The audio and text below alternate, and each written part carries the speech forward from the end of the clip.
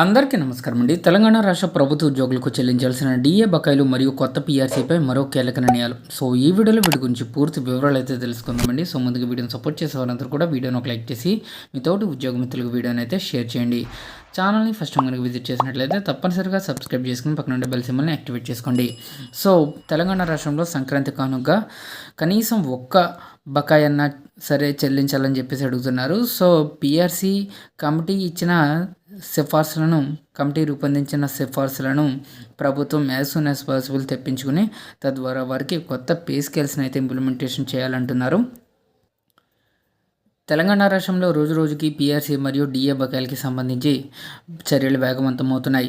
So రాష్ట్రంలో municipal ఎన్నికల schedule వెలువడక ముందే పెండింగ్లో ఉన్నటువంటి డీఏలు పీఆర్సీలను ప్రకటించాలని చెప్పేసి Telangana govt pensioners JAC demand చేసింది. బుధవారం బాగ్లింగంపల్లిలో పెన్షనర్ల సమస్యలపై సమీక్షా సమావేశం నిర్వహించారు. అనంతరం అసోసియేషన్ డైరీని ఆవిష్కరించారండి. ఈ సందర్భంగా all India pensioners federation secretary general D Sudhakar, JC chairman K Lakshmaiah, secretary general Tulasi Satyanarayana మాట్లాడుతూ కేంద్ర ప్రభుత్వం మార్చి 25న పెన్షనర్లకు నష్టం కలిగించేలా చట్టాలు తీసుకువచ్చిందని, ఆ తేదీని దేశవ్యాప్తంగా బ్లాక్ డేగా పాటిస్తామని తెలిపారు.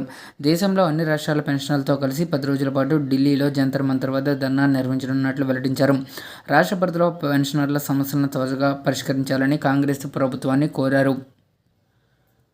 అలాగే రాష్ట్రంలో ప్రభుత్వ ఉద్యోగులకి సంబంధించి డిసెంబర్లో ఇస్తామన్న డిఏ ఏదండి, వారంలో ఇస్తామన్న ఈహెచ్ఎస్ ఎక్కడండి అని చెప్పేసి ఉపాధ్యాయ సంఘాల పోరాట కమిటీ సర్కార్ను ప్రశ్నించడం జరిగింది.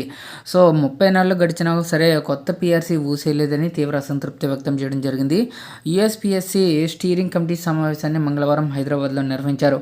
రిటైర్ అయిన ఉద్యోగుల పెన్షనరీ బెనిఫిట్స్ను విడుదల చేయడం లేదని, విద్యారంగంలోని సమస్యలను ఎక్కడ వేసిన గొంగలుగా అక్కడే ఉన్నాయని సమావేశంలో పాల్గొన్న నేతలు ఆందోళన వ్యక్తం చేశారు. ఐక్యపోరాటానికి సిద్ధం కావాలని నిర్ణయించడం జరిగింది. సో ఇదండి వాళ్ళే తెలంగాణ ఎంప్లాయీస్కి సంబంధించి వచ్చిన పీఆర్సీ మరియు డిఏలపై వచ్చిన తాజా updates. For more updates subscribe to our channel. So ఖచ్చితంగా డిఏలు PRC as soon as possible implementation చేసే విధంగా ప్రభుత్వం చర్యలు తీసుకోవాలని చెప్పేసి ఎవరైతే కోరుతున్నారో వారందరూ కూడా వీడియోను ఒక లైక్ చేసి షేర్ అయితే చేయండి. So thanks for watching. Have a nice day.